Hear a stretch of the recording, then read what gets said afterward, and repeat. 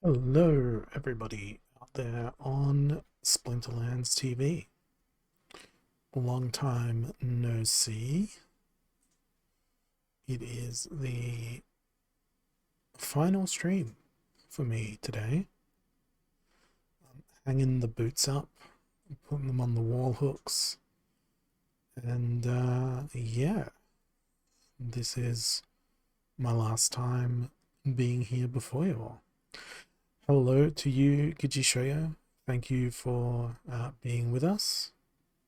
Who else have we got here in the chat? We've got Mobitaire, we got Ank, we got Walk the Rigged. I won't honour you with Walk the Grid. It's Walk the Rigged. We all know that. Last Cry. No, I'm not going to be crying. You guys are crying. Daru, welcome. Commander Father. No, I'm not Camino Chilis. I will spawn no progeny. I will have no offspring. Hello 0000 underscore kitty underscore 00. Gotta say all the words. It's not leaving the building. It'll still be in the building somewhat, but it'll just not be in this building, as in this Twitch channel. I'll still be doing some streams weekly on my own channel, but that won't be with any regularity or with any schedule. I'll be streaming stuff that won't be Splinterlands. Exit stage left, Pink Panther. If I exit stage left, I'll exit straight into my garage wall. And there's no door there, so I'll just be forever walk glitching into plasterboard. But yeah, I've decided to put on this one last show for you guys just to go over the history of me and Splinterlands and how that all coalesced and came together. And the reality is, you've got one person to blame for my presence here. That person is a person named Matt Clark, which I think many of you know as the Flesh Golem Overlord. Pre-Beard Hollow. Well, there is a Pre-Beard Hollow image out there, but I'm not gonna show it to you. But no, I always had a beard when I've been engaged with Splinterlands related things. There's never been a time where I've had Splinterlands stuff and haven't had a beard. But we're going to go on a bit of a historical journey, and I'll tell you a little bit about myself that you guys may not know, but most of my regular viewers are probably going to know the majority of all of this, because you know it's how one thing led to another, which led to another thing, which led to another thing. So when I was at university, I studied art. So I did a little bit of game design, a little bit of 3D art, did a lot of photography, and at the same time, I was writing reviews for various video games, and then also was working as a part-time community manager and public relations sort of guy for a video game called World in Conflict that was published by Activision, which then got bought out by Ubisoft. Hey, Jenny Depp, welcome. Glad to have you with us here for this last stream. This will be my last Splinterlands related stream. So while I was working at that job while studying at university, when I was 19 years old, my dad died. He divorced from my mother when I was like 14, 15. And that gave me even more of an interest in death, because I was like super interested in just the concept of death from like a really young age.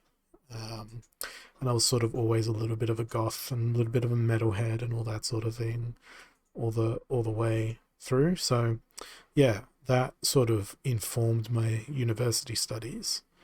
Uh, and then after I finished those, I went off to Europe, traveled for a little bit, um, ended up in a whole bunch of museums. Not me as an exhibit, me as a client, as a customer. Although I'm sure that my beard could be put in the Museum of Splinterlands as like the greatest Splinterlands related beard of 2018 through to 2023. Someone else can take that mantle after this stream ends. And yeah, I'm a massive nerd when it comes to art and stuff. And like I was saying just a little bit earlier, Matt Clark is the person you've got to blame for my presence here because I met him at the job that I started, and he told me about Bitcoin, and then he also told me about this magical um, internet computer, which he called Ethereum at the time. And this was probably back in 2014, 2015, maybe. And I got into getting a whole bunch of those old school USB Bitcoin miners and bits and pieces, and had a bit of Bitcoin, sold a bit of Bitcoin. So that was my first exposure to crypto. And then um, a couple of years later, he told me about Steam because he knew about my previous review stuff that I did. Yeah. Matt is like really an OG. Yeah, I remember he bought, and I know he's told this story to other people, but he bought 21 Bitcoin when Bitcoin was about $50 or so Australian. So he spent $1,000 on 21 Bitcoin or thereabouts. And at one point, when Bitcoin had gone up, he sold all of his Bitcoin and then went all in on Steam. Like he went from Bitcoin to 100% Steam. And I was there when he made that choice. And I don't think he's got any regrets having done that because he's now got so many flesh golems. But I need to sort of go into the story of how we got to flesh golems. So we were on the Steam blockchain. He was posting stuff. I was writing game reviews and sharing my photography and just being a general sort of poster, going through all my old creative stuff that I did at university. Because at this point of my life, it had been like 6 or 7 years since I was out of university. So it was super sort of therapeutic to go back through all my old work and be like, hey, so this is the stuff that I did, and sort of help me in trying to figure out who I was as a human being, going through all my old literal suitcases full of artwork and writing and stuff and publishing tons of it to Steam, and it's still all there to this day. That's what I love about blockchain, the immutable nature of it. Hey, Brazen Blake, and hey, Archmage, welcome. This is going to be like an entire story time stream because, as some of you may know, all of my cards are for sale, but we'll get there.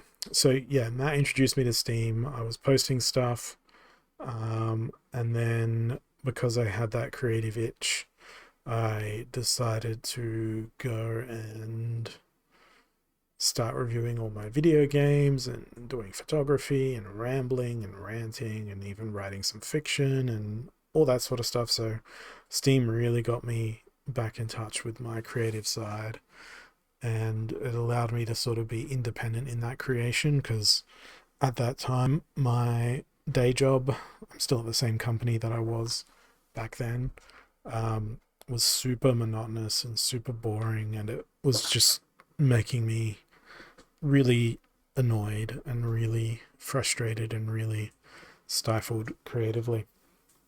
So Steam was really healing in terms of what it was. But a lot of it was just me screaming out into the void, and that's really therapeutic.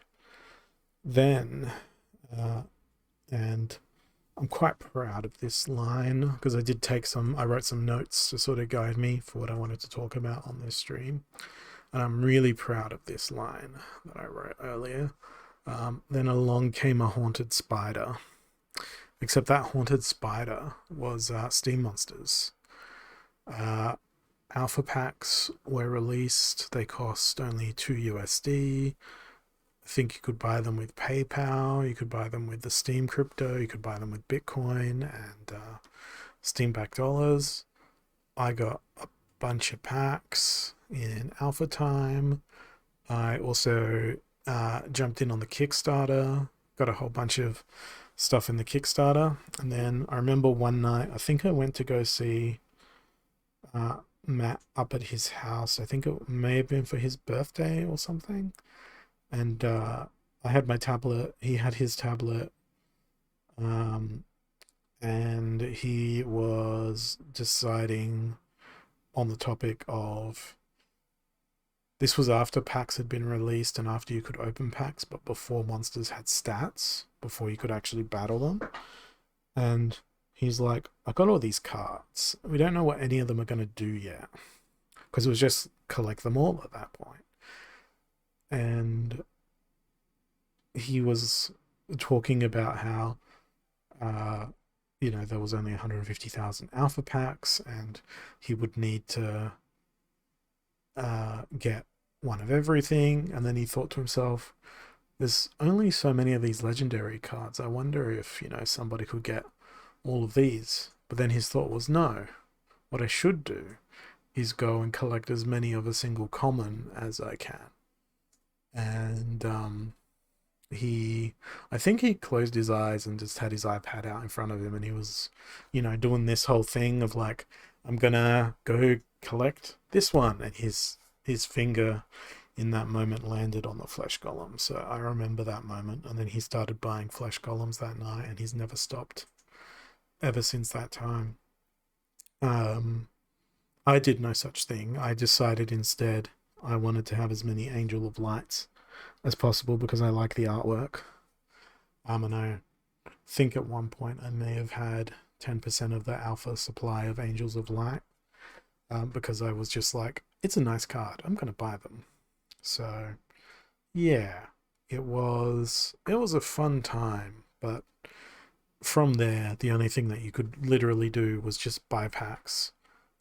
Then you had to wait a little bit before you could actually open packs, and then we had to wait a little bit longer still to be able to go and see the stats of the cards. So there's this timeline of Splinterlands. So on the 26th of May, it was launched. Then there was 10,000 booster packs. Excuse me. Then there was starter packs as well. Then airdropped cards happened. I probably joined about here around the 23rd of June, I think. I don't know if my profile is going to tell me exactly the date I was battling, but no, battling since June 2018, which is funny because we didn't get the look at what gameplay would look like until the late August. Then on the 29th of August, we got stats.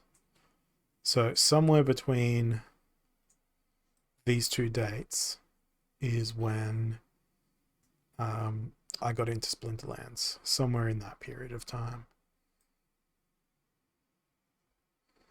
And then we had a Kickstarter campaign. Then alpha packs were all sold out. Then beta was released. So all through this period of time, from June through to September of 2018, there was no battles. It was just a collection game. But then on October the 14th was when gameplay actually started. Then 2 weeks after that, daily quests started. And then in December of that year, the first tournament was held. Now, I don't know if I'm going to be mentioned in this tournament. We're going to start in 80 minutes.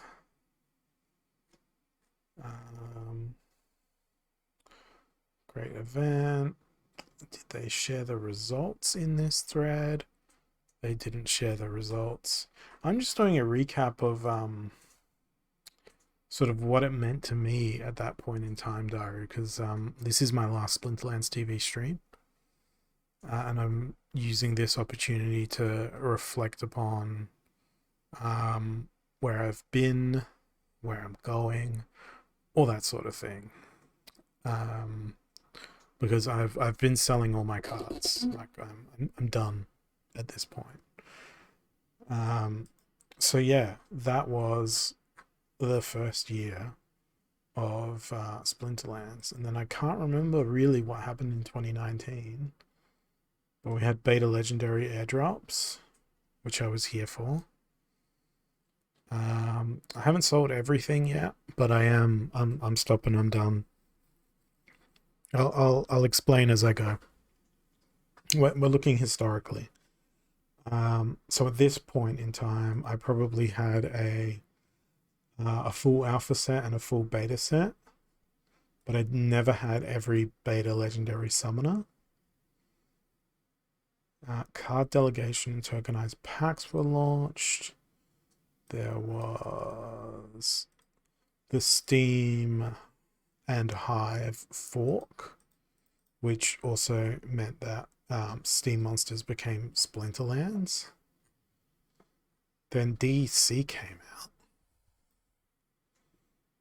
out. Then Essence Orbs came out, and I don't think I bought any of those. I ignored guilds. And somewhere in this period of time, so pretty early on, I think, I sold everything at that point in history. I sold all my alpha packs. I sold all my beta stuff. I basically got rid of all my Splinterlands related stuff, and I had nothing. And I left, and I buggered off, and I went and started doing photography again, and had a lot of fun, met a lot of people. And then probably about halfway through,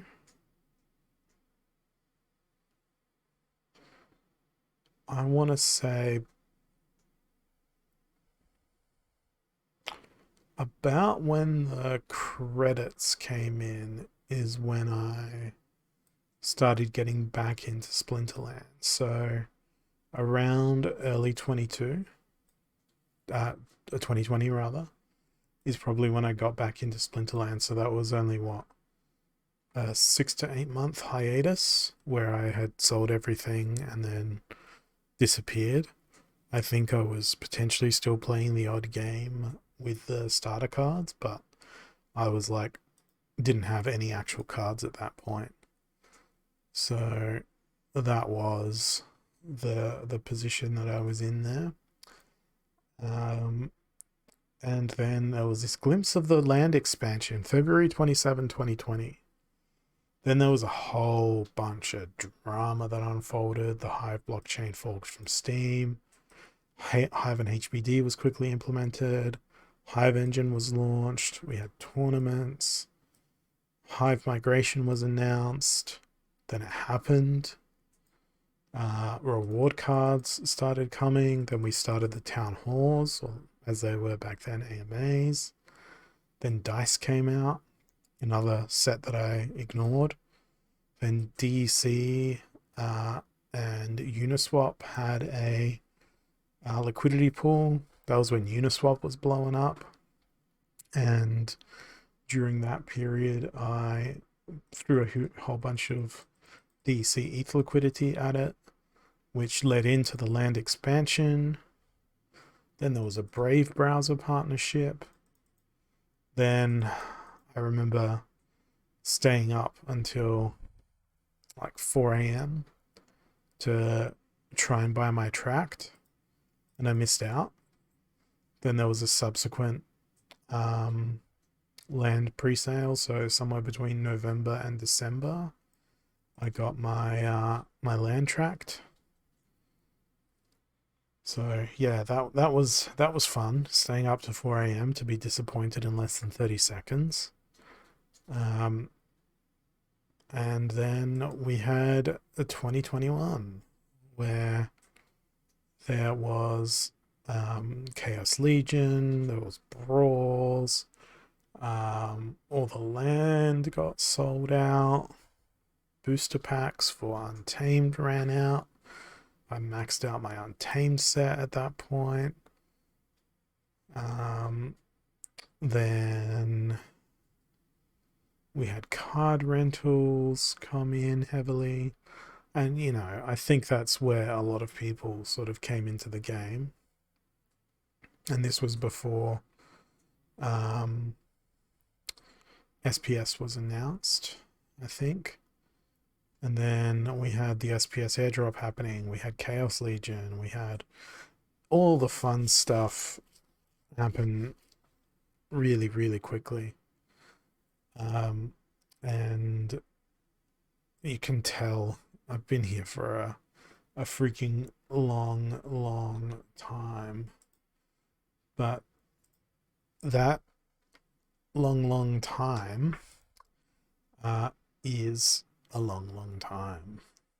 And probably halfway through 2022, I started to feel a little bit bored with the game, but I just kept that repressed and kept that bottled up inside. Like, all good men tend to do. They just keep things to themselves until I sort of started to feel really, for lack of any better words, shitty about bottling it up all inside. So I went and wrote a post, which is probably going to repeat a lot of the things that I've just said, but I need to read this out for the sake of completeness. And I had called this post just simply Departure with a question mark. I'm going to read that now. I'm not going to click listen to this post because I want it to be in my voice. So, I wrote this on the 17th of June this year.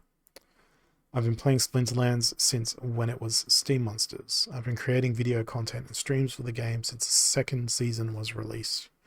So yeah, there's the video from the second season that I've got on my YouTube channel that I streamed.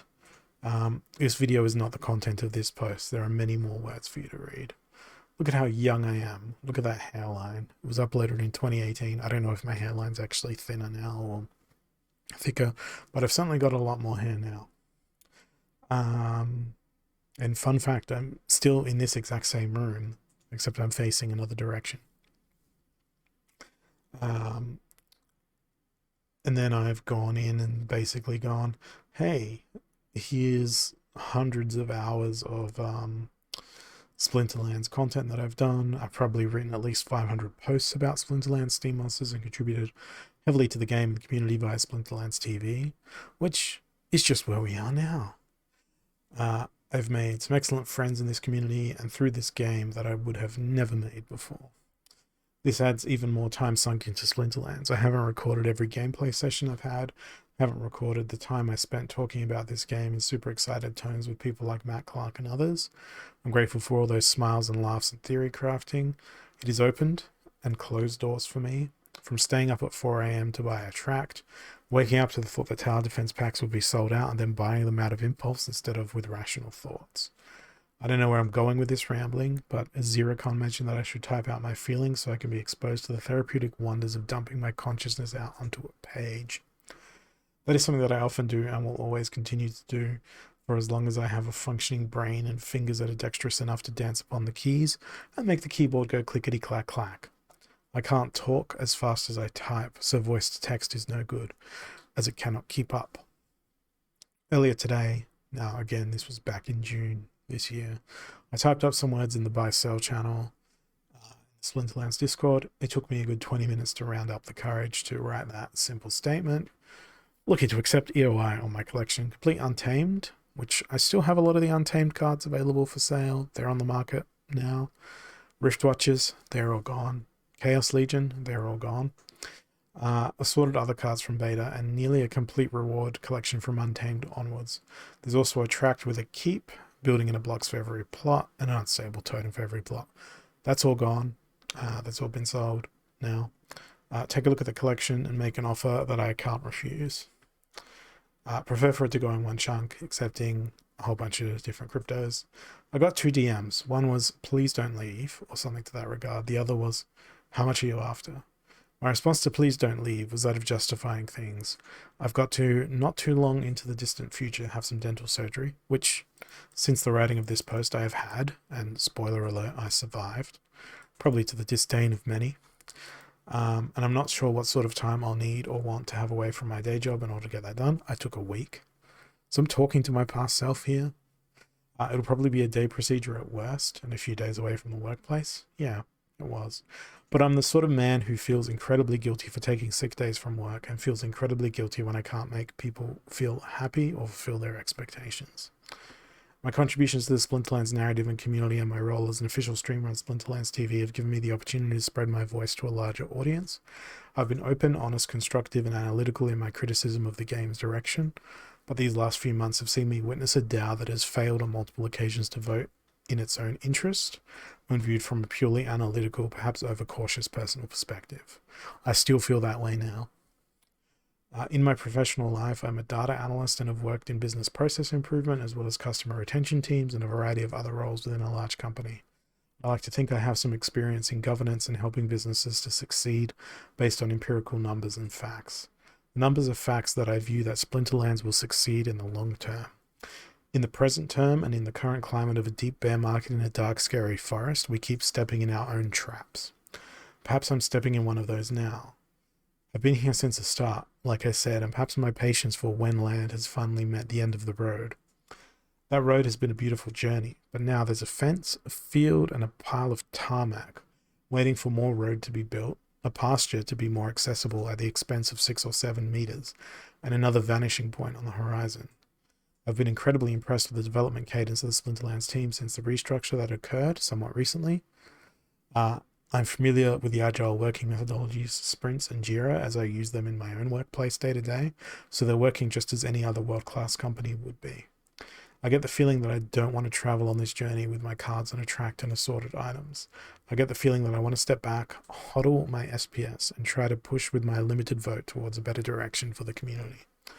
I am one among a chorus of thousands of others. My voice is not all that significant, and I am a normal human. I'm not the main character here. I've just been around for a long time. I've met some beautiful people, and I know that those people will not be going anywhere. I can always say hi or taunt them here on their blog. There's other passions that I want to pursue, and I have no idea if they'll make me happy. Splinterlands made me happy for a long time, but now it doesn't fill me with joy every time I click the battle button. The only endorphins I get are from brawl battles because they're fun, and Bloodlust on its own is a fun mechanic. Perhaps now that I've maxed out a reward summoner allowing me to use gladiator cards, I might find the game more fun again. The reality is, for several months, the majority of games have been played via Archmage. A manual play is just a 4-hour window during my time on Splinterlands TV. I've dedicated upwards of 20 hours a week to Splinterlands for several years in a row now, and I'm tired. On to rambling about other ventures. As I age and as I consider my upcoming surgery, I consider what I want to achieve and what I mean to those in my life, both in the real world and the virtual world. And I think more and more about making memories and having no room for regrets. I won't be living a hedonistic lifestyle if I choose to sell my cards tracked and other miscellaneous Splinterlands things. I'll still be me. I'll have a lot more of my limited time on this earth to devote to other ventures. One of those ventures is photography. Now, I sort of look at that now, sort of 2.5 months on, and I recently watched a YouTube video which was how to make money with photography, and the best piece of advice it gave me was to sell my photographic equipment to make money. But yeah, I won't be doing that, but it's always tempting to think about that. Some of you may know that once upon a time I had 2 sets of alpha cards. I sold them and departed Splinterlands entirely for a time. I purchased some cameras and revisited my university art education and produced a prolific quantity of photography. I've rambled and raved about my creative imposter syndrome and both the desires to obtain money from this venture and also do it just for the love of the process. I was probably unsuccessful by all measures in that realm, and that saddens me, even in the face of being awarded a highly commended award in a National Photographic Art Prize. I should have printed out that award and put it on my wall somewhere, but I'd rather just have images of my photography on the wall instead. Uh, I mean, even my art degree is at the bottom of my filing cabinet. I don't even have that in a frame. I'm feeling that creative itch scratch at me once more. Maybe I'm having a midlife crisis. Maybe I always was, but if someone puts the right offer on the table for my collection right now, in this moment, I'll accept it, even knowing that there's going to be great and fun and grand new mechanics on the way with land, tower defense, and other stuff that is on the game roadmap. I'm aware of where that road leads and the planes of potential prosperity it may give unto others. At the same time, I look at the fork in the road, gazing at a blazing sunset that beckons my heart, not my mind, and it wants to go, and it tugs so strongly away from Splinterlands. So I wrote that, 2 months ago, 2 and a bit months ago, and a whole bunch of comments. Some of you guys watching this stream or watching this VOD are the people that responded here, and I responded to all of these comments, and then I continued playing the game and really pretending that everything was okay, but everything was not okay.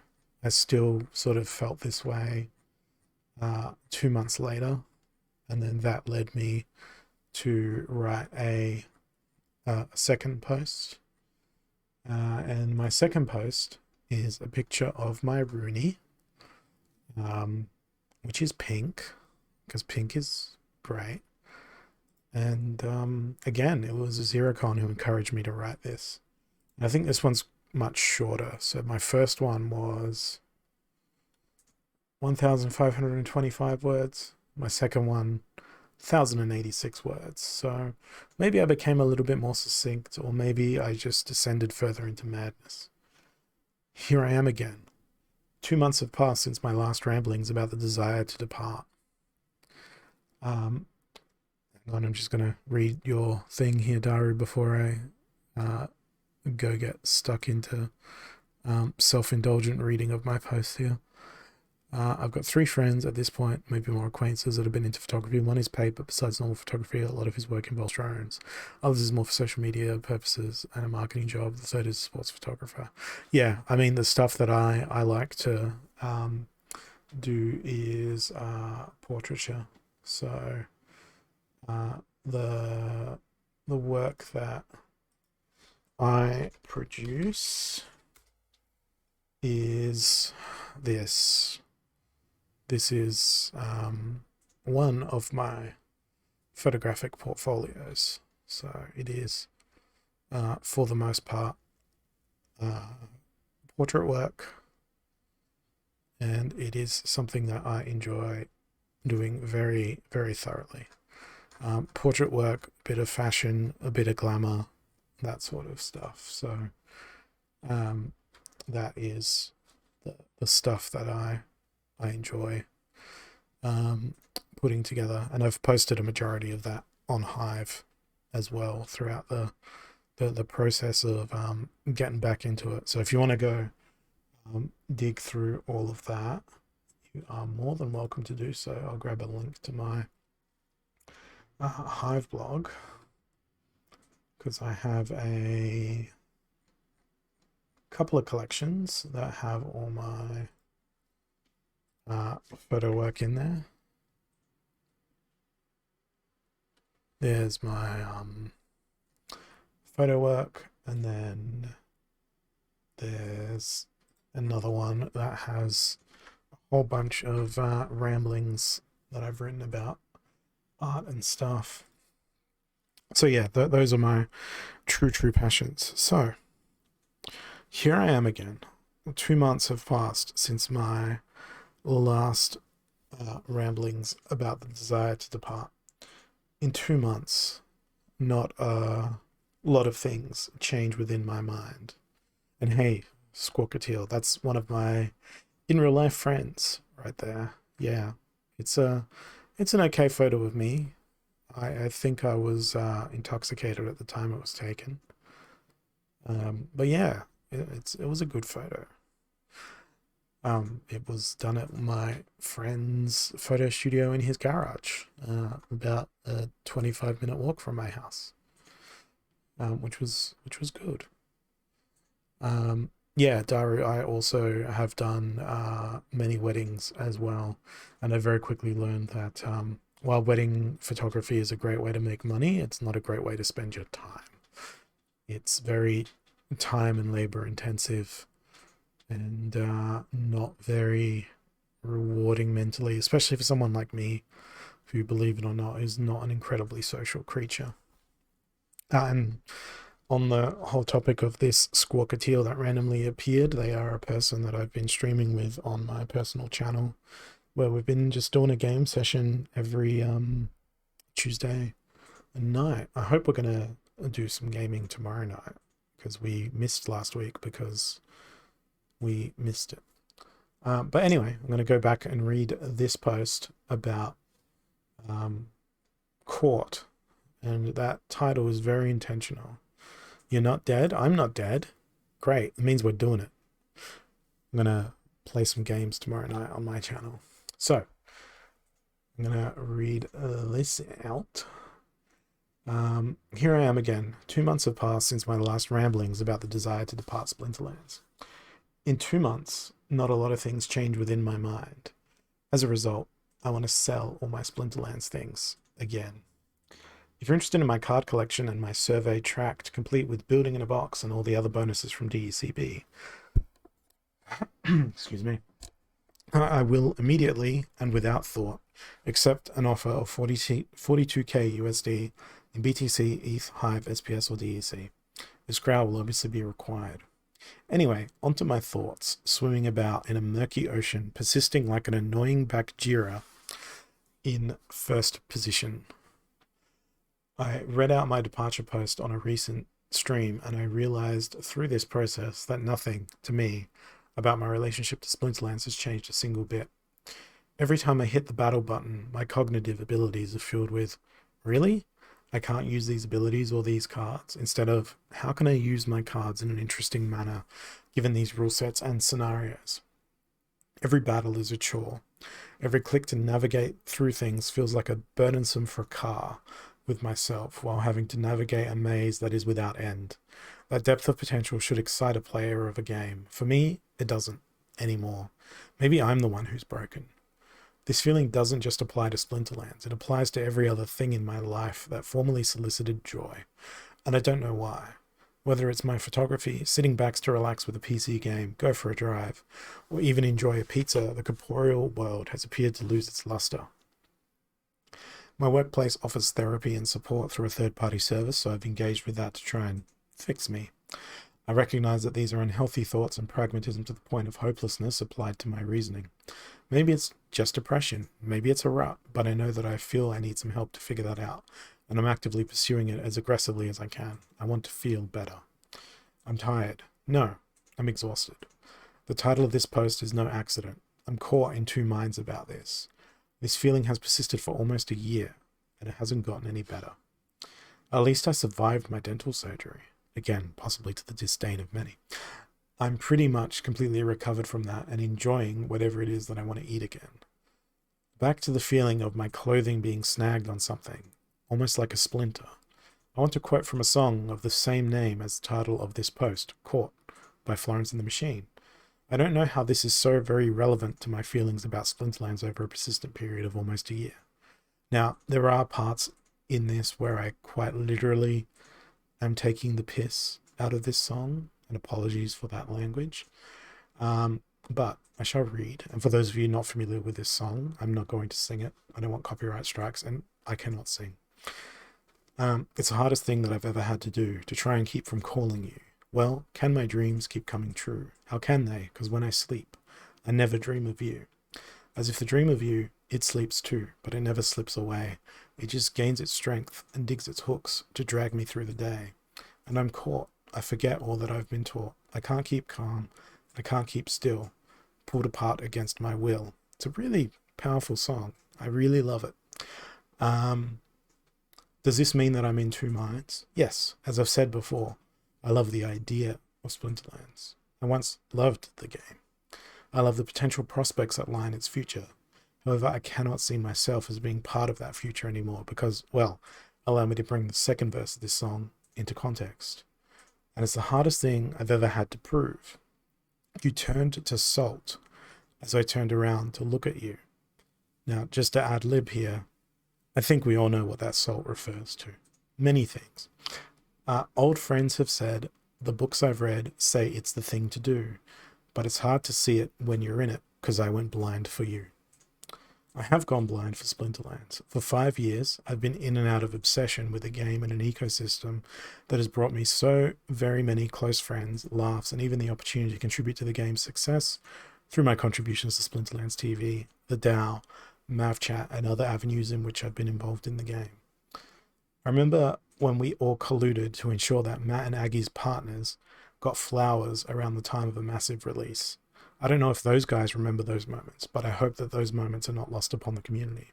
So I'm just going to pause here, and for context, there was, I think it was around the release of maybe Untamed or the Land pre-sale or something like that, where a couple of us in Mav's chat basically had the idea of like Matt and Aggie's partners deserve something because they'd been putting in like super extreme hours. So some of the other guys that were on the team found out where Matt and Aggie lived with their partners at the time, and we fundraised either DEC or Hive or Steam or whatever crypto it was back then that we were all using, and we bought them flowers, and we had flowers delivered to their wives' homes, or partners' homes. I don't know if they were married or whatever, but the point is that the community all got together, and I was the one that made the order online to get those flowers delivered after we did the crowdfunding for like some bouquets for their partners. And like that's a pretty awesome thing that we did as a community to thank them for their work, you know, other than buying the stuff that they were developing. Anywho, back to reading this. Everyone says it's a bad time to sell, and sure, it might be, but in reality, there's never a good time to sell anything. Generally speaking, to sell something is to give it up. And I'm grateful that this can be done with some return rather than the zero return that you would get from traditional games. Then we go back to the song. Then you leave my head and crawl out the bed, subconscious, solar pissed. And for those hours deep in the dark, perhaps you don't exist. There's one thing that I know though. I want to continue holding my SPS. I think I want to continue holding my tower defense packs to get the thrill of opening them whenever that eventuates. But I'm caught. I forget all that I've been taught. I can't keep calm. I can't keep still. Pulled apart against my will. And I'm thrashing on the line, somewhere between desperate and divine. I can't keep calm. I can't keep still. Persephone will have her fill. So for so very long, I felt caught. I'm stuck. I'm between the world of Splinterlands, my dreams, desires, and visions of the game, and the parasocial relationship that I've built with the notion of this community being a single entity. It's a unifying factor across all the mediums in which Splinterlands can be discussed. As I said last time, I followed the Splinterlands road for a very long time. As I said in MavChat recently, every moment I've walked down this meandering forest path, and every time I've met the fork in the road that is labelled Splinterlands or elsewhere, I've followed the path that leads to Splinterlands. Perhaps, like Red Riding Hood, I've had my fill of following a trail of breadcrumbs or candy, and I want to explore the spectre of that scarier wolf that is encountered at the place known as elsewhere. So, I wrote that post, and we had many of the community members post in here, have a discussion, spoke with several people throughout the comments. You guys can go read that on my blog if you want to be interested in the comments. Had some good laughs and some chats with many people in the comment section here. And then I wrote the post about my final stream, which is where we are here, where we are now. So this is where we move into the AMA sort of section of this. So I did say in this post, the TLDR of it is, you know what, I'll read it. Almost 2 weeks ago, I read about how Splinterlands caught me in its net. And you know what, Screeching Vulture, very intentional, very appropriate image I chose for the post. You can read that post. This is on the back of Meditations Upon Departing the Game, written a few months ago. In short, I've made the decision to liquidate my Splinterlands card, land, and other items, but will continue to hold SPS. I'll be streaming one last time on Splinterlands TV on whatever this link is in your time zone, which is now, right now, live. Alternatively, see the PG countdown timer. Please leave your questions as comments and I'll address them on the stream and respond here as well. The final stream is to be considered a celebration rather than a funeral dirge. Splinterlands has given me a lot over the years, and now it is time to close my spellbook and reflect upon the joy, opportunity, friendships, and sleepless nights that Splinterlands has given me over the last few years. If you want me to open your packs on stream, and send you the cards, of course, using up my potions, please send me packs. So if you're watching the stream right now and you've got packs you want opened, send them to me. I'll use my potions and send you the cards live on stream. I've got about enough to open up just under 2,000 packs. So if anyone wants that, let me know. Pipe up in the chat. You're all so quiet in the chat. Why are you so quiet? Is it something I said? To those of you who have watched, participated, and been a driving force behind Splinterlands TV, thank you. You've been awesome, and I will not mention everyone individually. You all know who you are. To the team developing Splinterlands, I look forward to what the future holds, and still believe in your long-term success. While no success is guaranteed, I will use my SPS to help guide the DAO to the direction that I deem to be success. If I sell my SPS in the future, I will do it silently, with no fanfare, but this will be in only one of two scenarios. 1, I have lost complete faith in the Splinterlands project, or 2, we're all selling SPS to buy large boats, exotic sports cars, or all the other things that we want. I look forward to streaming on Splinterlands TV one last time. Hope to see you there in whatever this is in your time zone. Please leave your questions in the comments and I'll address them on the stream and with comments here on the blockchain. So we have a comment from Elephantium. Sad to see you go. If you are no longer playing the game or the land game, do you plan to still use your staked SPS to vote on matters of the game or solely on matters of the relevance of your SPS investment? Okay. Without a functioning game that the community is able to enjoy a sustainable basis, there is no SPS investment. I might also add that my SPS investment came about due to airdrops and hodling the right things at the right time. Therefore, it is my belief that to vote in favor of a successful investment is to vote in favor of what will make a successful game. Without a successful, fun, sustainable game, SPS will be worth 0.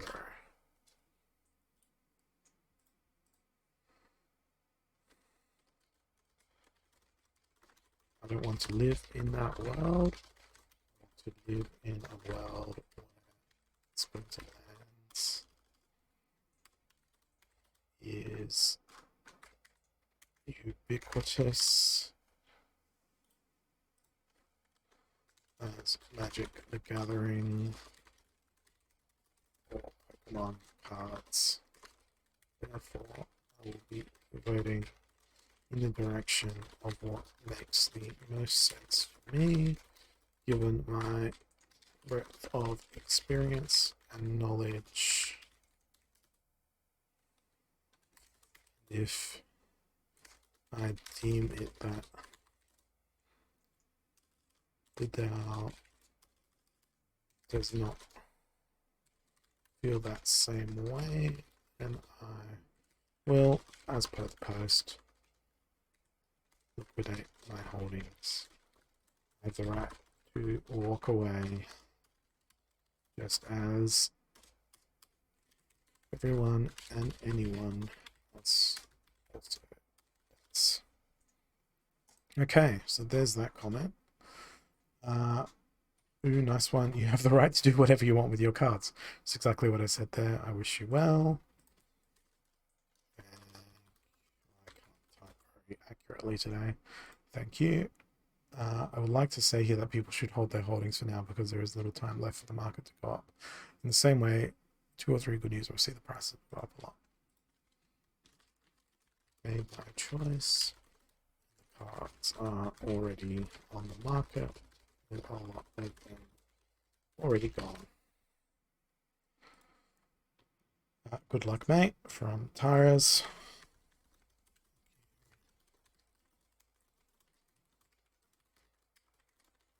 I don't feel like we need good luck. We just need good governance and a responsible DAO. I can still be involved in. And then JB Saints. It saddens me to see another pillar of Splinterlands TV. Splinterlands sell off their assets, especially to one of the people that I admire. Then again, I bid you good luck and still hoping that you would find yourself back to acquiring assets in the game. Hey, Techie. My question is, please don't take this the wrong way, but will you be the support for Splinterlands TV? Yes, I'll still be supporting in the background when I'm able to do so, because it's not an enormous time commitment on my behalf. And yeah, I've answered that here. We had Steve do a curate, and then we had a Splinter Boost bot say some stuff down there as well. So that about covers everything. So let's go and see whether anyone sent me any packs. No, nobody sent me any packs. So nobody wanted to use my free potions, and that's okay. And yeah, that's really all I've got to say. So now, if any of you in the Twitch chat have questions, comments, etc., feel free to spam the questions. Walk the Grid says that they have packs. Well, this time around, it'll be really easy for me to identify what's yours and what is mine, because if I just go for sale, no, you'll notice that the Rooney is the only card that pops up. So if you send me packs, I'll be able to open them and then send you all the cards straight away. Walk the Grid. So it's a lot easier to do that now than what it was before, when I had so many cards flying around. I think I've got, let's just do a quick calculation. I've got 9970. If we divide that by 5, yeah, I've got enough potions to open up 1994 packs. So we'll see what Walk the Grid sends me, and then we'll open it up to other people after that. And who knows, maybe the streamer luck will strike, or maybe the streamer curse will strike, or maybe Walk the Grid will just send me the packs and then I'll disconnect from the stream and run away with them. I won't do that, but it'd be hilarious for a moment. It's like, do you hear that? It's thunder. I could pretend to have a power outage or something, but no, I won't be doing that. I would not pour 5 years of my life into Splinterlands to just simply then go and scam someone live on stream when many members of the Splinterlands community know where I live in real life. Um, Many have attended important life events. And let's not ignore the fact that my wife is sitting directly behind me, and she would be the first one to murder me if I scammed anybody. So, you know, I don't know if she heard me saying that, but I'm sure she'd agree by saying a word. You can see her hand waving from behind my back. Will I be selling off old skins once they become eventually tradable? If they become eventually tradable, I'd have no objections to selling my skins. Someone will probably have to tell me that the skins are tradable so that I can do it, but I will be keeping an eye on all the Splinterlands news, but I won't be watching every town hall. I won't be doing all the stuff. Okay, so got the pack, walk the grid. Let's go ahead and open up the first pack. We'll see what you get, and then I will flick the cards over to you. Can you put the in-game name that you want the cards to go to in the Twitch chat for me? Okay, so you get a vanilla pack here. You get a Flying Squid, a Chaos Knight, a Silent Shavi, a Gargoyle Scrapper. In fact, I'm just going to copy the username there, where the packs came from.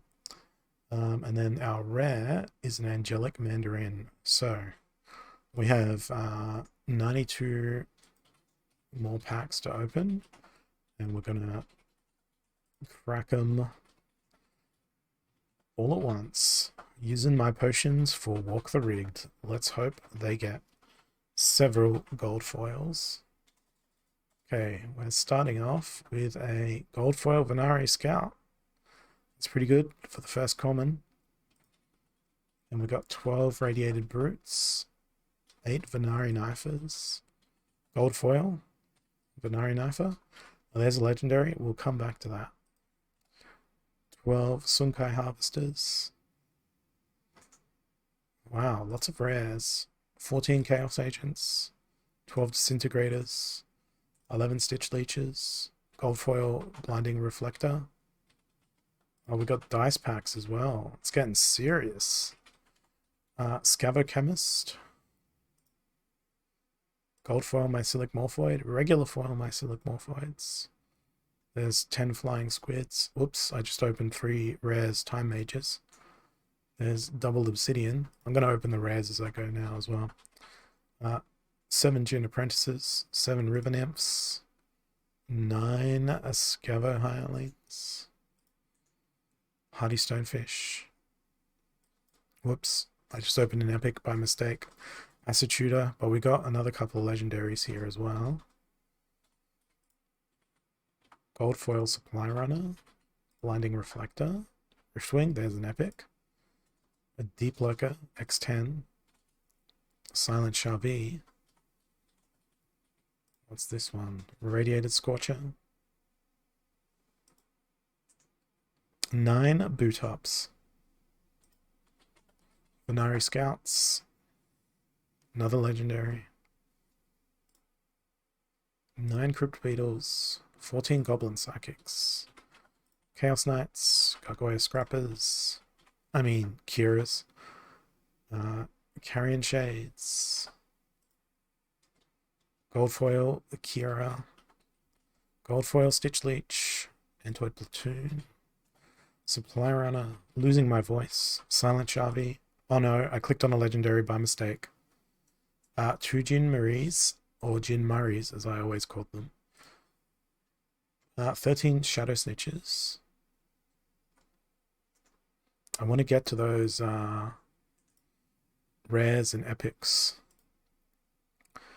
Lava Spiders, a Tarsa. I'm going to just go straight back up now instead of going through, because otherwise I'll miss cards. What's the epic here? Forgotten One. Oh, we got orb packs as well. Walk the Grid's going all out. Jin Muriel, yes. Coastwind Deku. Dampier Stalker, what's this legendary? Fungus Fiend. Beautiful card. Look at those gorgeous jaws. 3 gem meteors. A 10-year striker. Nice. Gold foil celestial harpy. That's a keeper. 3 mycelic slip spawns. Insidious warlock. Zenith monk. Another legendary here. What have we got? Void dragon. Very nice. Metal Eye Guardian. Gold foil Thaddeus Brood. Gold foil epic. Super good. Life Sapper. Regal Periton. Scavo Firebolts. Grund. 3 Weeding Warriors. Portal Spinner. 7 Arbalists. 4 Goblin Towers. Another epic here. A Jin Inferni. And a Magi of Chaos. Hunter Jarks. Gold Foil's Portal Spinner. Couple of Inari Spellsmiths. What's this legendary? A Scorch Fiend. 5 Thaddeus Brood. Here's that other legendary.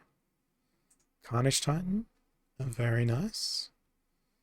Oh, if only those were the other way around. Temporal Master, Gold Foil Epic. And we've got another epic here. Dark Spear X2. 5 Callias.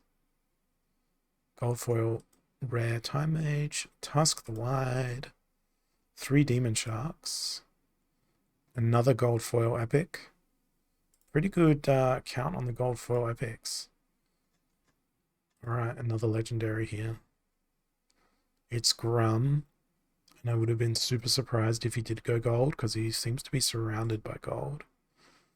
Magi Necrosi. 6 Angelic Mandarins. And Soul Strangler. Now let's just hit open all to make sure that they're all opened. Then we will hit close.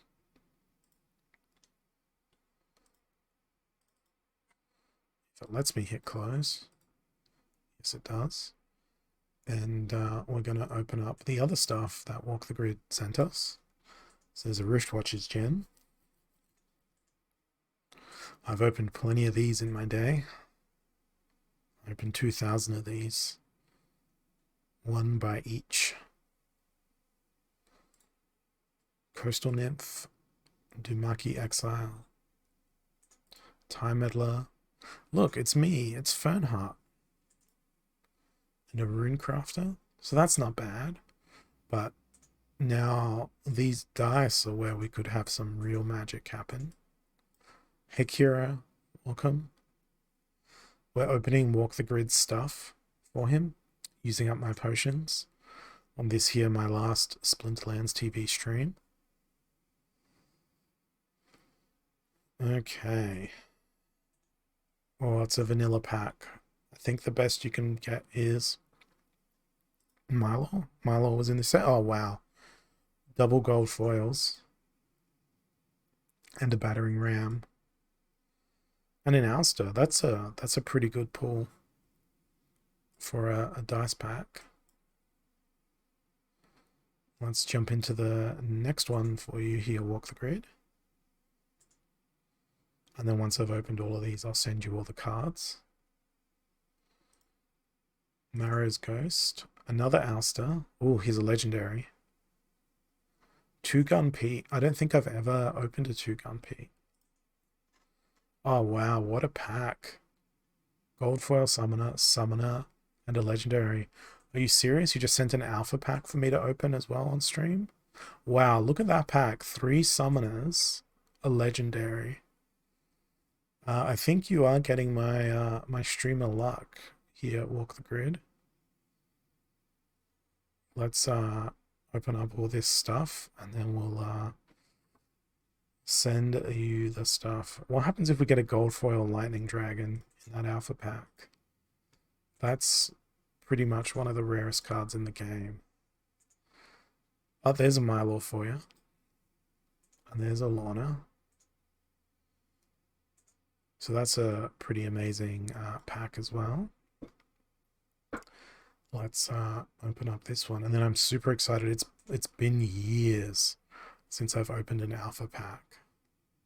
These packs are absolutely awesome. Wow. 2 rares and an epic in this one.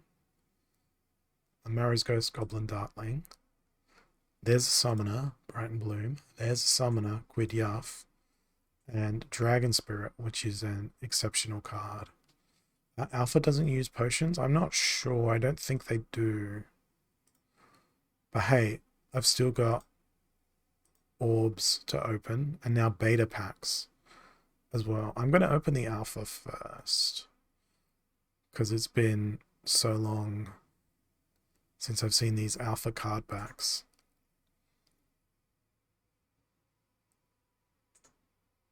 And then we'll send this all through. Alright, rare, rare, rare. 4 rares in your alpha pack.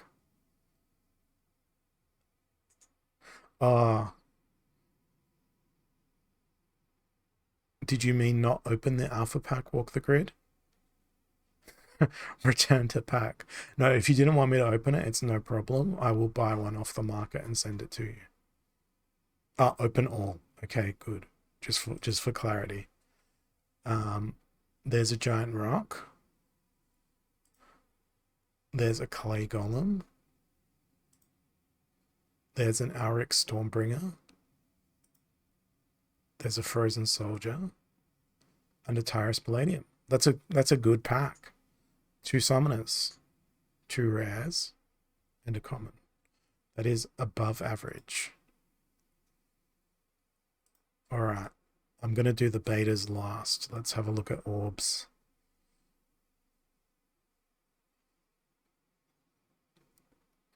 See, this is bringing me a level of joy opening these, but I think it's an expensive pastime to have joy. Oh yeah, I forgot that orbs only had 3 cards in them. Wait, did I just open all 3 packs at once? Is that what I just did? Because we got 3 armor smiths. No, 3, 4, 5. So there's our 5 cards in the 1 pack.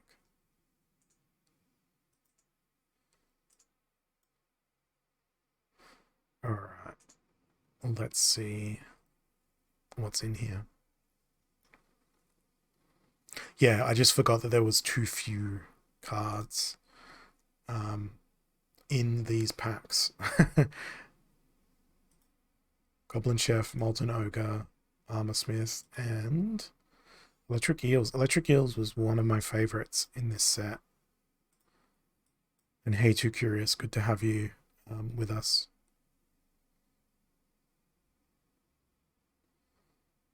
And let's see what's in this last orb pack. Armor Smith. Again, the Electric Eels. These are 2 of my favorite cards from this set. Enchanted Defender, Undead Archer, and Molten Ogre. Okay. Now we go the betas. I'm excited for the betas. I've never opened a legendary beta summoner before, but if I can, now's going to be my only chance. Okay, what's in this pack? Oh, it's just the 4 commons and a rare. Peaceful Giant, Divine Healer, Pirate Captain, Animated Corpse, and Serpentine Soldier. Let's see what's in this beta pack. I don't think you can get a gold foil kitty out of a beta pack. If you can, it's going to be a very special beta pack. You could get a gold foil Valnamore, but I wouldn't put money on that. Yeah, another 4 commons and a rare. Fire Beetle. There's a Flesh Golem, Skeleton Assassin, Silver Shield Knight, and another Serpentine Soldier. So, let's go and see. I'll just do a quick refresh here. So, for sale, no. Delegated, no. That is your cards there. Walk the grid. You found some more. Well, let me transfer these to you because they are yours.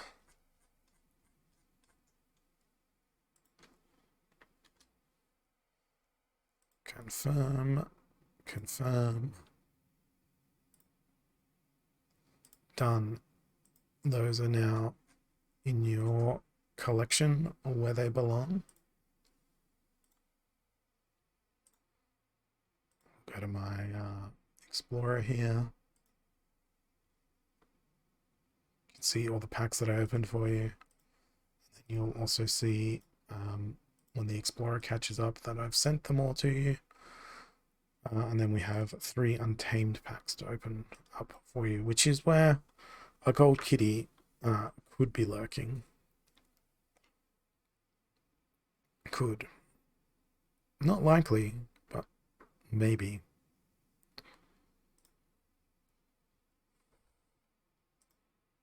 Okay.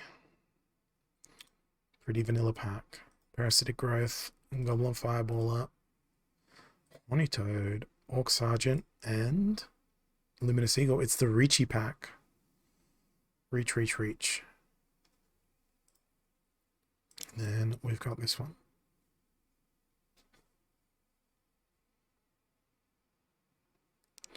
Oh, what's going to be in this box? Common, common, common, rare, common. Cave Slug, Giant Scorpion, Albatross, a Lone Boatman, and a Goblin Chariot. Was there ever a max quantity of each card? Purely random. Except for things like Zerial or Lux Vega. Okay, rare, rare, rare, rare, common. So we got 4 rares in this untamed pack.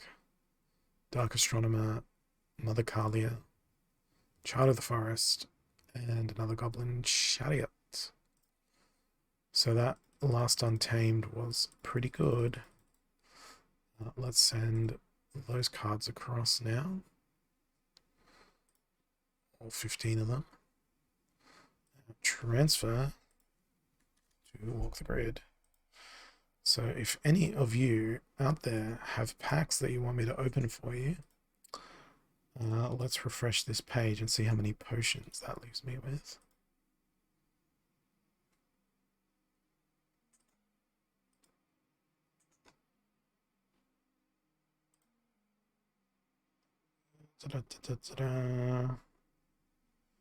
I get the impression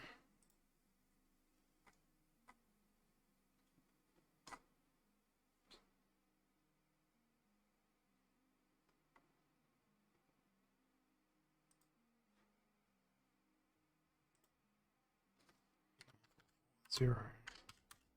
Okay, yeah, we have 1,888 packs left that we could possibly open.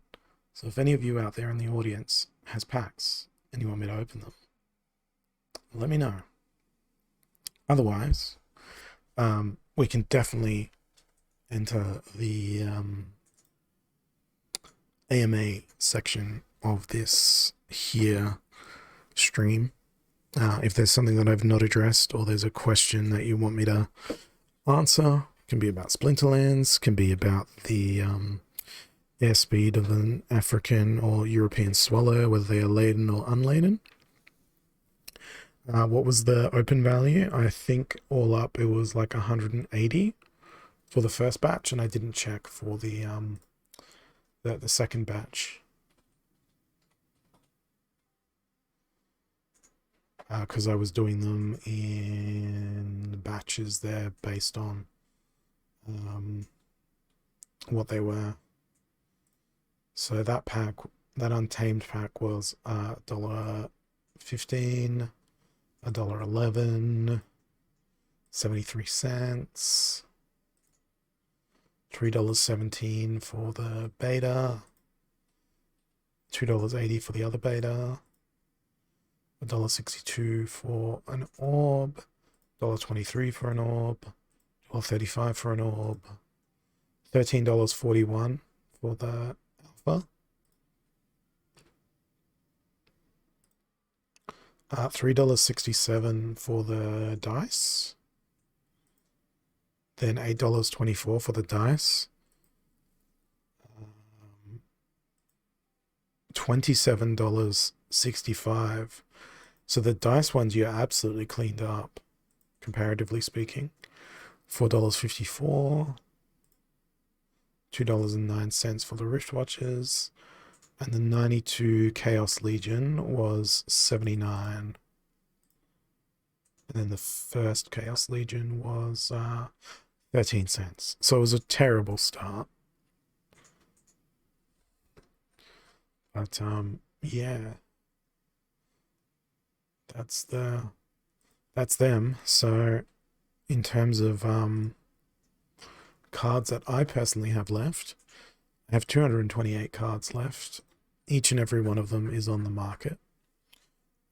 As I've said in the Mav chat and in the buy sell trade chat on Splinterlands Discord, if I'm not the cheapest for any given card that I've got listed, send me a message. I will be the cheapest.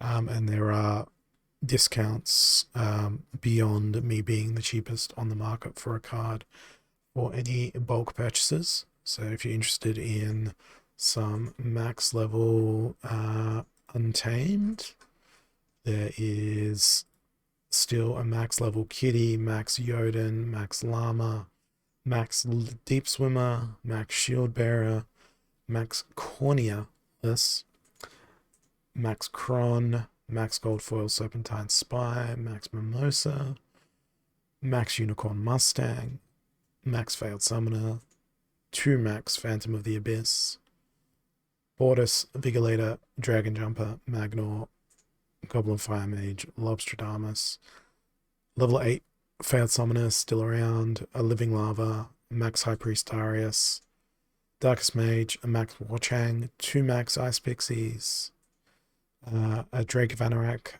Soulstorm, you are non-max Unicorn Mustang, 2 max Parasitic Growths, Herbalists, Wizards of Eastwood, 100 BCX Serpentine Spy, max Diamond Dragon. I think most of the Untamed collection is still sticking around in my inventory. And then the only other stuff I've got left is a couple of alphas. There's a max Frost Giant, Screaming Banshee, Naga Warrior, and Magi of the Forest. And then a not so max Defender of Truth.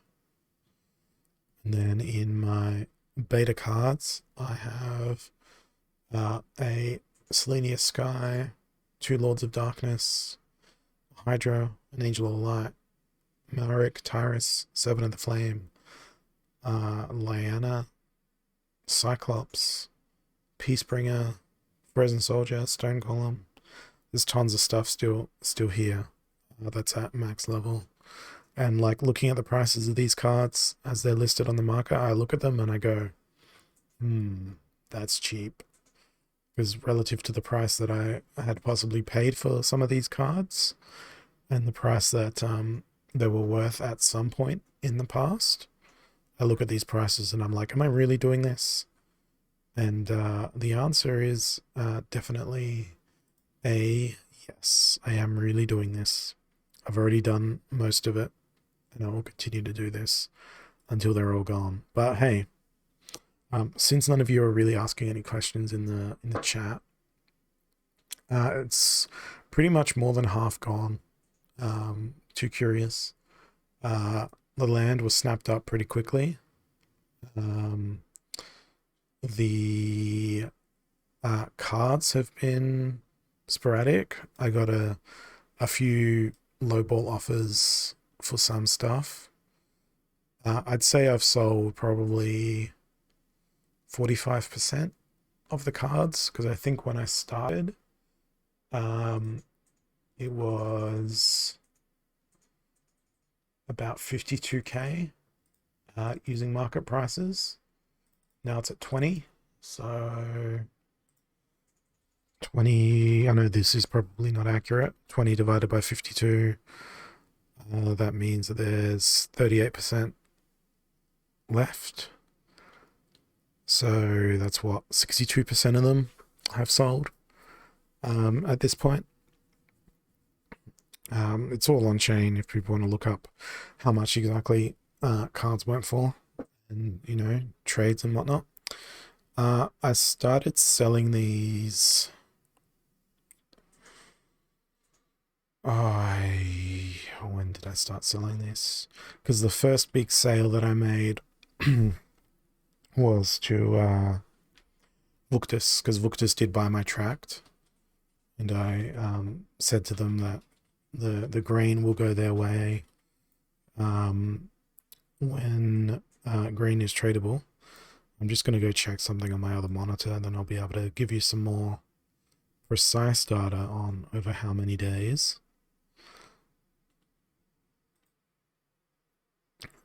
Because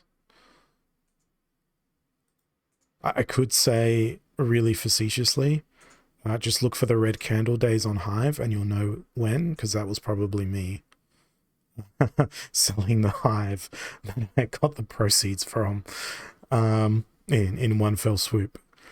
Because that I did create a red candle on one day when I did a big bulk sell of Hive, and it kind of felt maniacal to wield such power. Let's see, when did I have my big sort of transactions start coming into Hive Engine?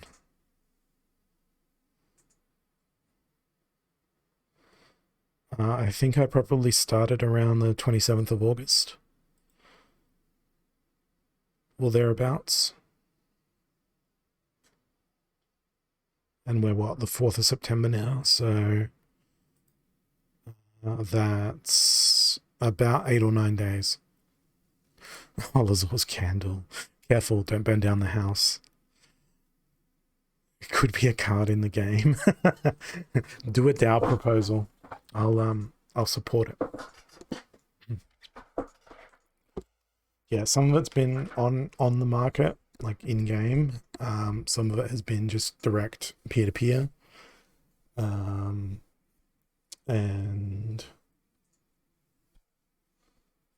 I'd say the majority of it's probably been on the market in game. I've listed them, and then at least once a day I'll go look at what the low market price is on Peak Monsters, and anything where I'm not the low market price, I'll go select it and I will list it cheaper. But people like to run bots on the market, and the reality is I don't have any market bot that I can run. Otherwise, I would be burning even more DEC, relisting cards at cheaper than whoever has got their bot set to basically go, oh, somebody listed it lower than me, I'm going to list it 1 cent lower, which is really annoying. It's so incredibly annoying, because it's a race to the bottom. Like, the reality is some of this stuff may not sell. Am I burning my Gladius? Now, I did consider doing that today. And potentially I could, but I feel like they should remain soulbound. So let's see, owned soulbound gladiator cards. It's 573,000 power. Is that gold foil as well? No. Yes. Or hang on a minute, I'm now confused. Is there a marketplace where I can just go view my card collection that is gladiator? All right, gladiators, here we go. Okay, no, so my gladiator cards are 110,000 collection power, soulbound. So yeah, I've elected not to burn them at this point. Yeah, it just took me a moment to find the button. yeah, I've elected to keep the gladiator cards, and obviously we can't burn our soulbound reward cards yet.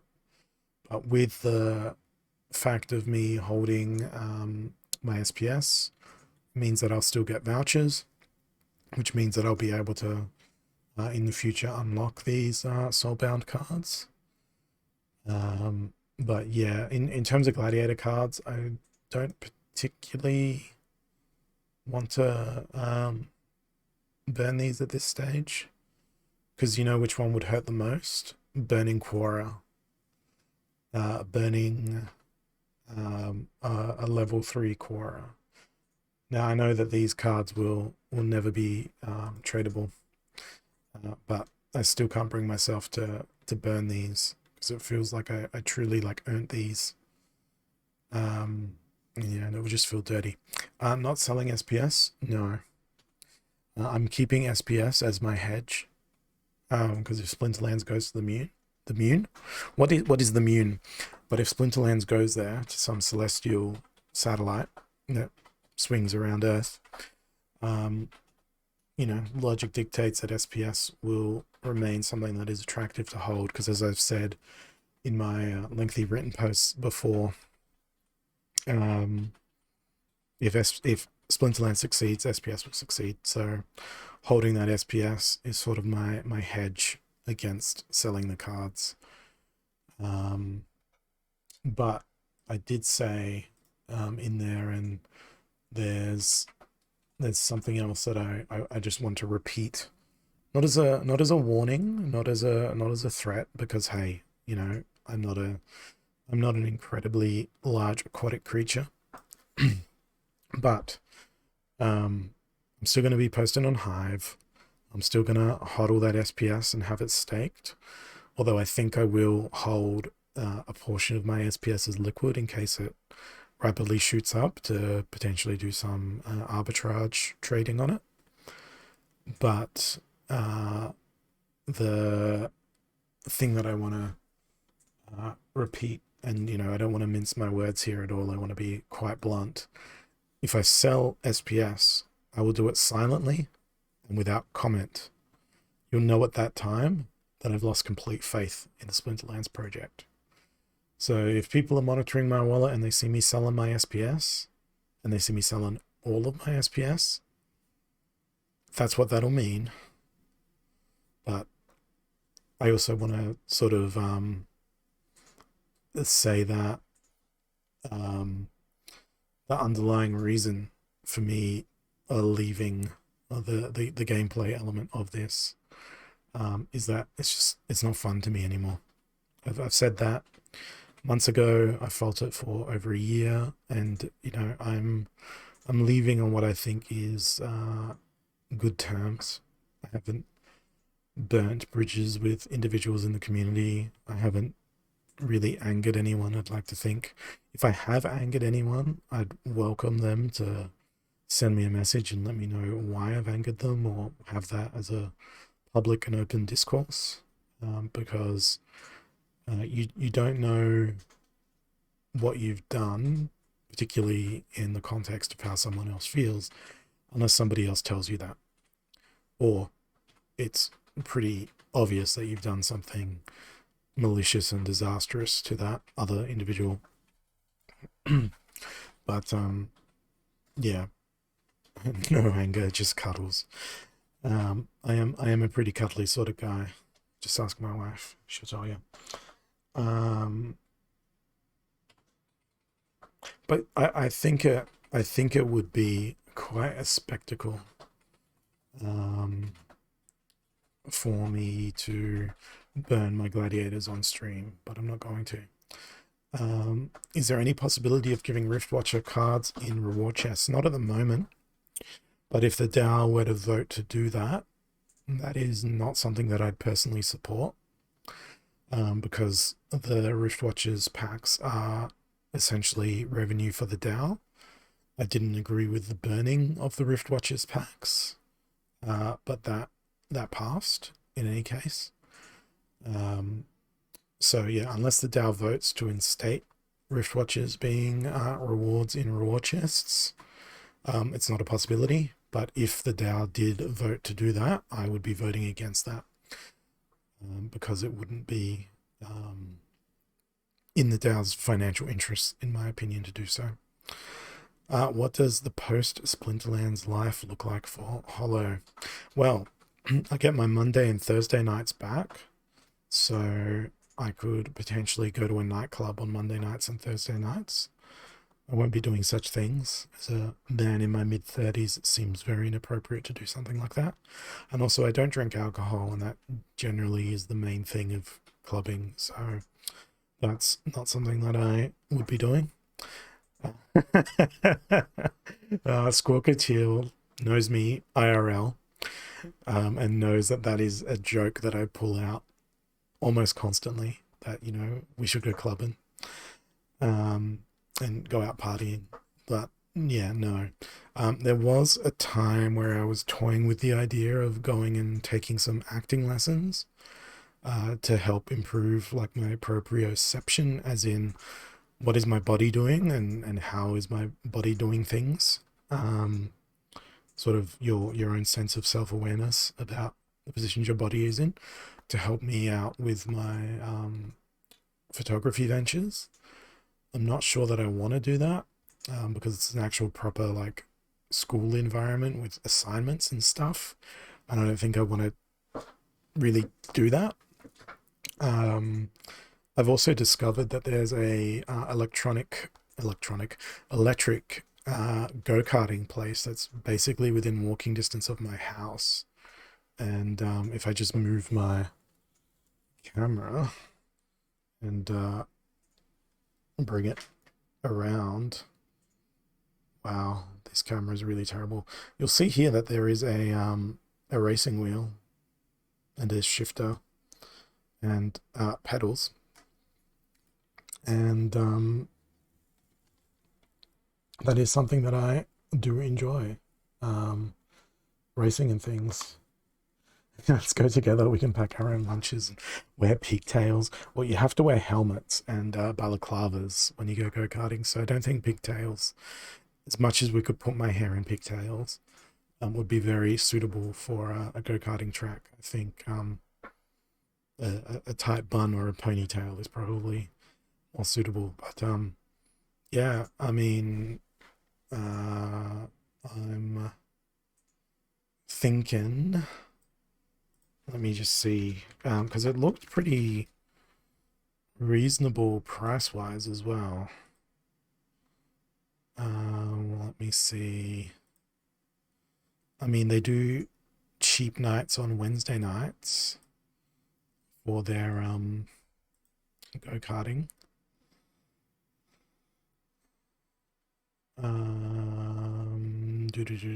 Thank you for the sub there, Pero. Continuing that sub. For a 20-minute karting session, it's $65. Or you can have a 30-minute session for $95. So it's not super cheap, but it's pretty cheap. At least I feel like it's cheap for like some of the. I think they're the only place that does electric go karts. Yeah, I don't know how fast they go. They don't publish that on their website, but they've got a 180-meter track, and the lap record for their track is 24 seconds. So actually, we could figure out what speed they go at based on the length of the track and the lap time. So if it's, let's say it's 30 seconds for a lap around 180 meters. It's indoor as well.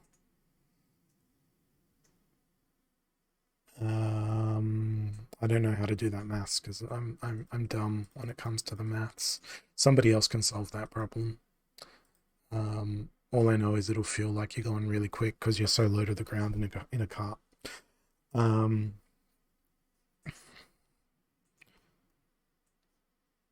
yeah, drive safe, Perry. Um, and thanks for dropping by.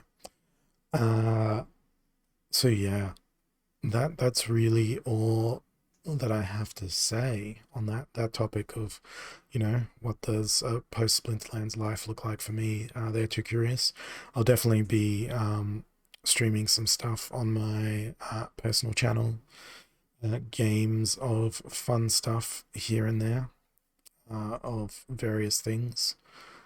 Uh, Squawkatil and I, we went through Dungeon Siege 2 and streamed like the second half of that on Twitch, but we don't really do it in like a let's play format. We more or less just ramble innately about random stuff and go really far off topic and can be very politically incorrect at times. And at the moment, we're playing through Children of Mortar. Then once we're through that, I have no idea what we're going to play next. So we'll find more co-op games to be engaged in on that. But yeah, maybe I will do more photography work. Am I invested in any other crypto game? No, no. There's no other crypto games that I'm invested in. If there's a crypto game out there that's incredibly fun that I'm not aware of, I'm not aware of it. Um, I guess you could technically say that I'm invested in GLS, but that's only by virtue of having SPS and I get GLX as a result of holding SPS. But I never bought any GLX packs or anything. I am powering down my GLX, but that's just to give me a little bit of optionality because I'm thinking if SPS is the underlying thing, getting rid of the GLX and having SPS instead seems pretty appealing to me. But then I'd probably regret that decision if they came out with an F1 licensing for GLX stuff. And I've just got such a massive like traditional game library that I think I just need to play through my traditional game library before I go throwing more money at other games. Myself and Rick gonna keep in touch. Yeah, Rick and I speak almost daily. Um, myself, and Kevin have been recording a podcast where we're just gathering up a backlog of a couple of episodes that we're going to record before we release them, where it's just the three of us ranting uncontrollably about various topics. We did a particularly fun episode about the bobcat that was invading Kevin's backyard, which was very entertaining, very amusing. And I think the first episode we did was about me going into dental surgery and what would happen if I died. So, it's going to be fun, entertaining. We think it'll be funny stuff. But yeah, we've been working on that in the background. What else have I been doing? I've been spending more time with my wife, which has been good and excellent, because Splinterlands has taken so much time away from me over these past 5 years. The other thing that sort of is things that I need to do is just fix up some stuff around the house. In the proposal that I did a while ago, I said, yeah, I needed money for dental surgery. That's all done and dusted and paid for now. But there was also things that I wanted to do around the house. A little bit of repair work here and there. I wanted to get I don't want to and I don't need to yet, but I will at some point in the future need to replace my garage door because the garage door is probably as old as the house is, and the house I live in was built in the early 90s, so they don't last forever. They wear out. And yeah, I mean, the real thing that I'm looking forward to doing is just working a little bit less and just taking it a little bit easy, which is something that we all need to sort of take the time to do.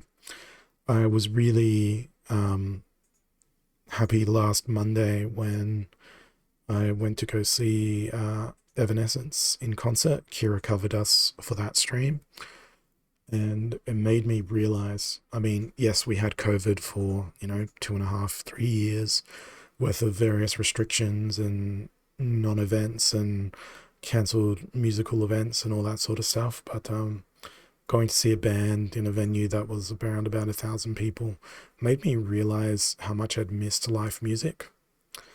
Um, Particularly, there was an opening act that came out on stage, and they played their set of their original songs, and they were super energetic and super awesome. But the moment that the drummer started playing, and you just felt the double bass kicks in your chest, was just absolutely incredible. And I was like, I've missed this. I've absolutely missed this. And then between the opening act and the main act, um, through the sound system that the band was playing through, they started playing Killing in the Name Of by Rage Against the Machine. And I've never been in an environment at a concert where, and I'm getting goosebumps just telling this story to you guys.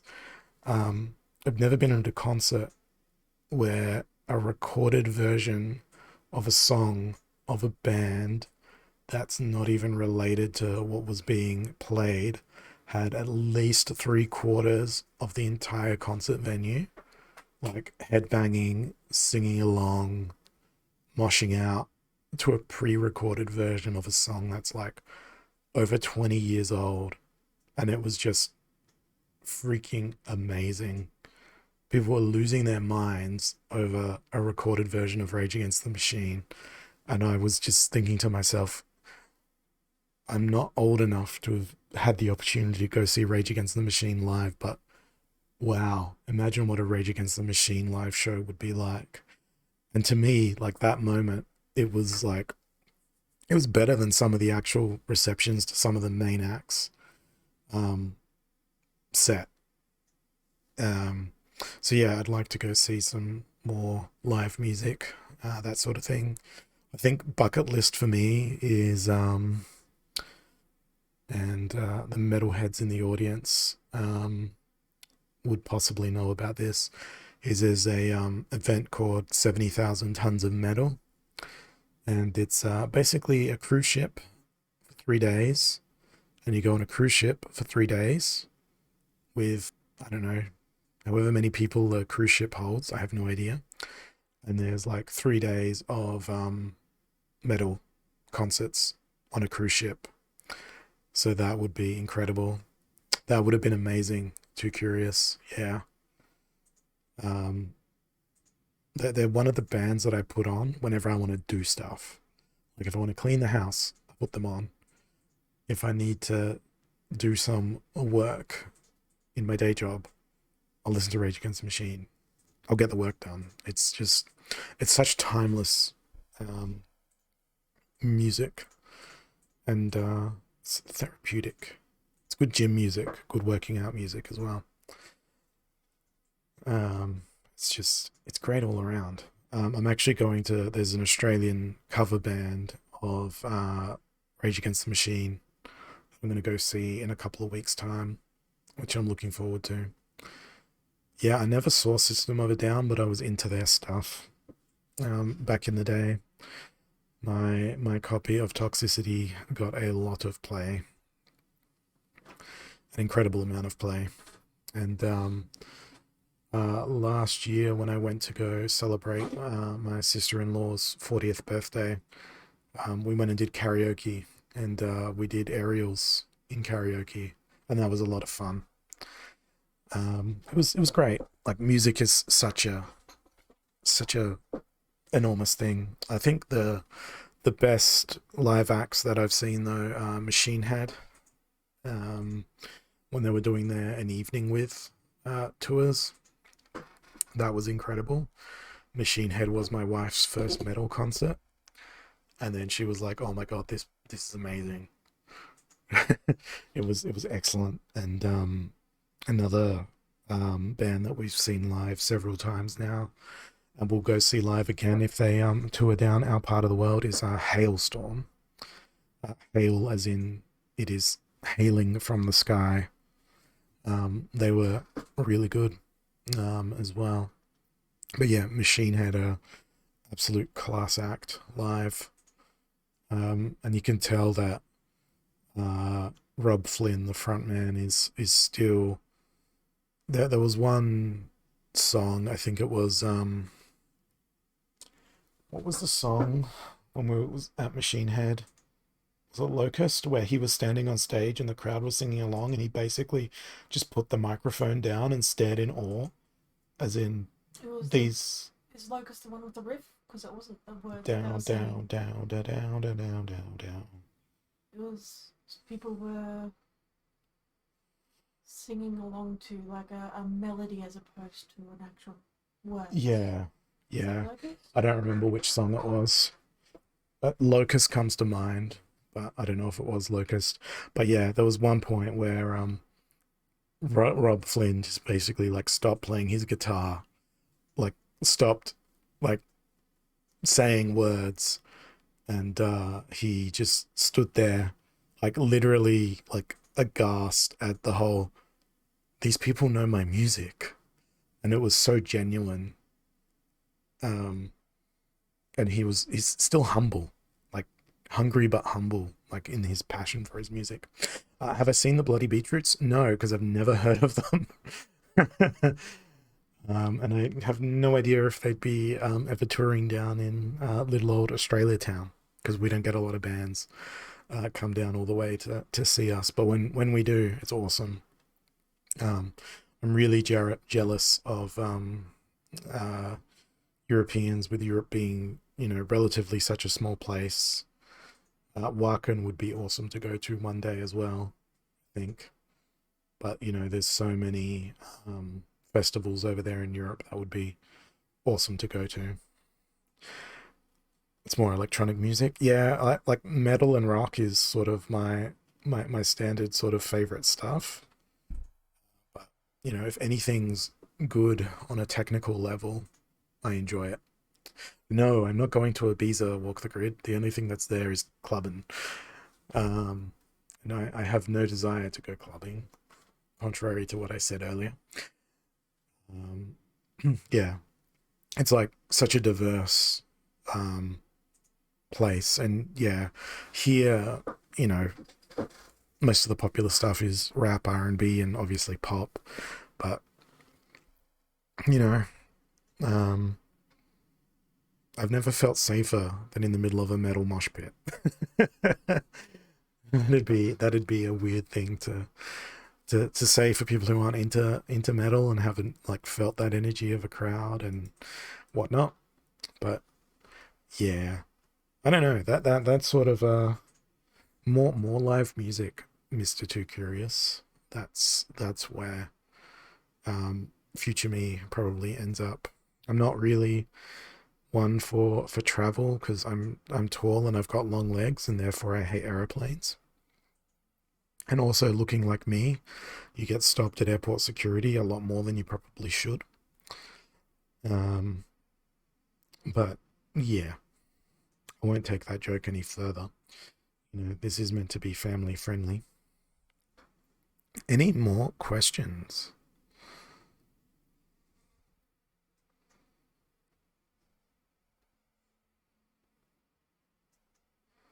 Yeah, nice. I'll give it a bit of a go tomorrow at work. Too curious. Let's get fired. It's like, what are you gonna do? Fire me in my last Splinterlands stream? Um, no, I don't want to burn any bridges. As I said to Ron, I still want to let him be able to sleep at night, which is why I come in and help out when other streamers have issues throughout the day for me, but through the evening hours for him. And I've been pretty freaking sincere with everything that I've said on this stream. Um, and you know, there's not much more for me to add. And I'm not sad about the fact that I'm leaving. I have no regrets. But I do remember in one town hall where Agrod said, that it's his job to make sure that anyone who sells has as much regret as possible. So I want to see Agrid do his job, because right now I have no regrets. And maybe I'll have regrets in the future, but perhaps I'm holding the SPS as a way to have none of those regrets. Yeah, Big Badger, I think I said this to somebody else. Other people are going to be sadder than me. Like, I'm leaving Splinterlands TV. Yes, I'm selling my cards. I've sold my land. But I'm still going to be around. I'm still going to have that SPS stake to, push some weight around in the governance system. Whether or not that's a thing. Let's do some silly questions. What was my best moment in SPL? What was my worst moment? Well, my worst moment was probably the first time I spent money on it. And then my other worst moment was probably when I continued to spend money on it. But no, it's given me a lot of fun.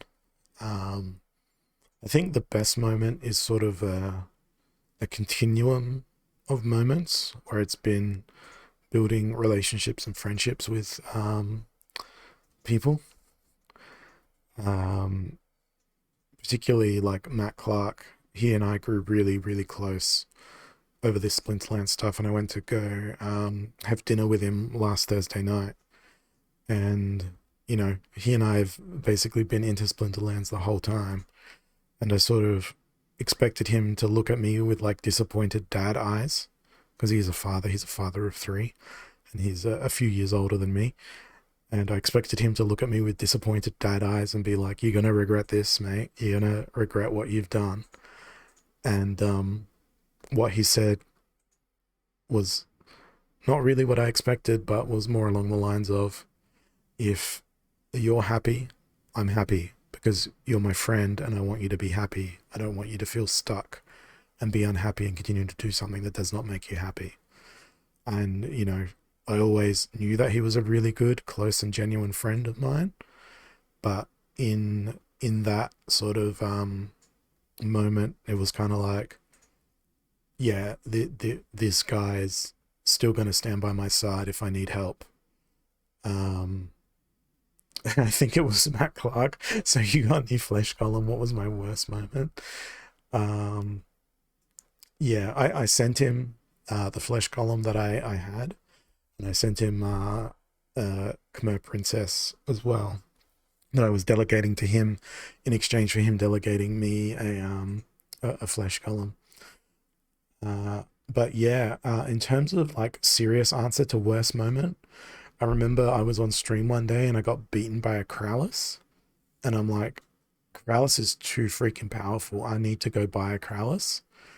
And then as I was about to buy the Krallis, the person who had that Krallis for sale was watching my stream, removed it from the market, then relisted it for $500 more in front of my eyes.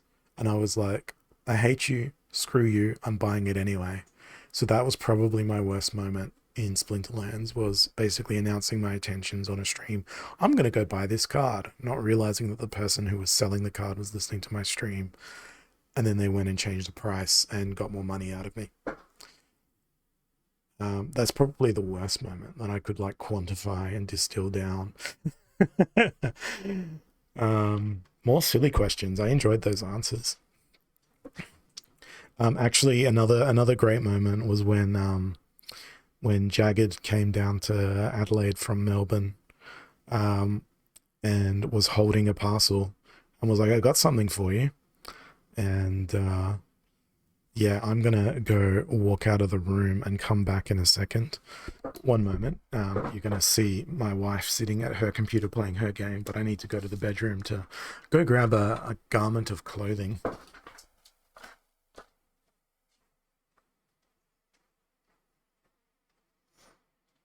He's taken off his headphones, so if you're saying anything, I can't hear you.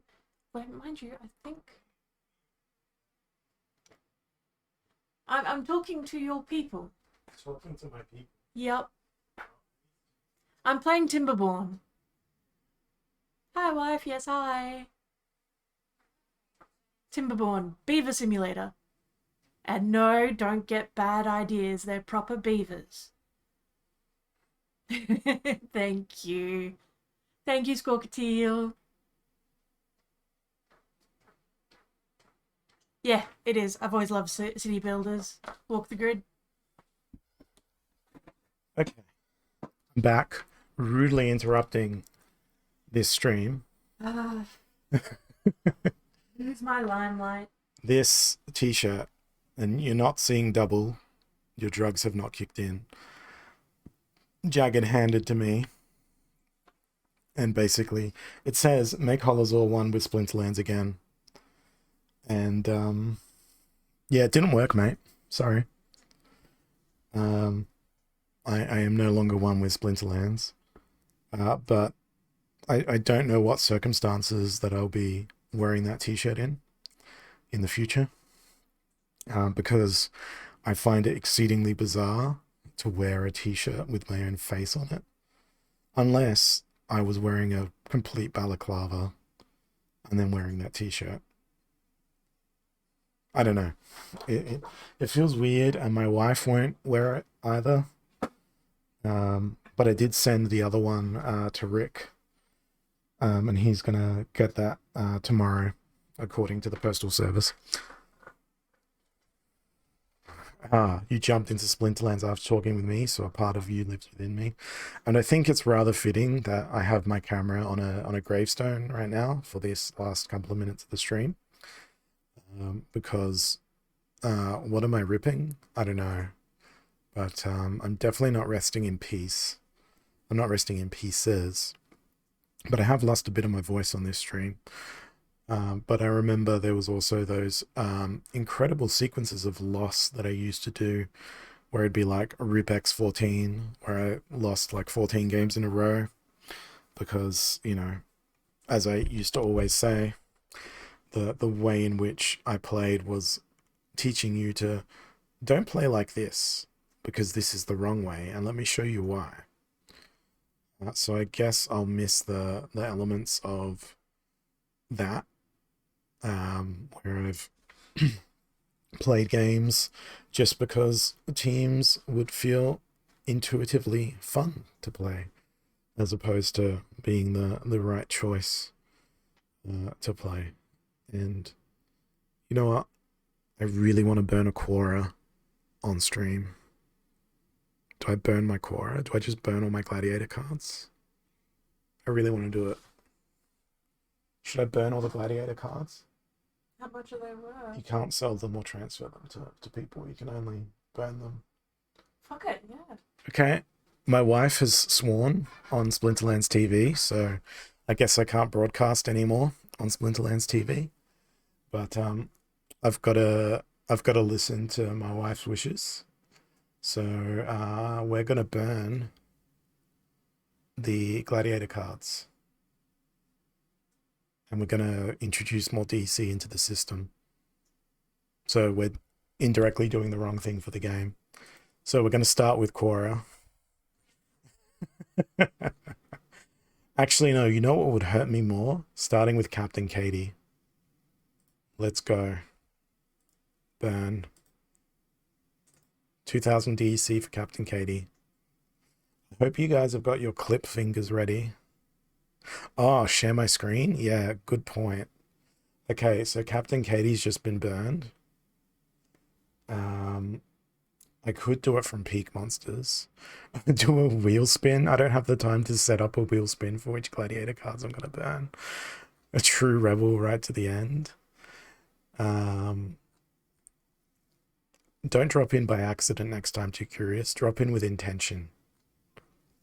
Because the way in which you've engaged with streams like today and in other days is genuinely something which has been enjoyable. So, with a minute left in my stream, we're on Peak Monsters now. We are going to select all for my Gladiator cards. And then we're going to go up here. We're going to look at all the Gladiator cards. And then we're going to go to others. And then we're going to go burn. And Quora's in here. Actually, we're going to unselect Quora.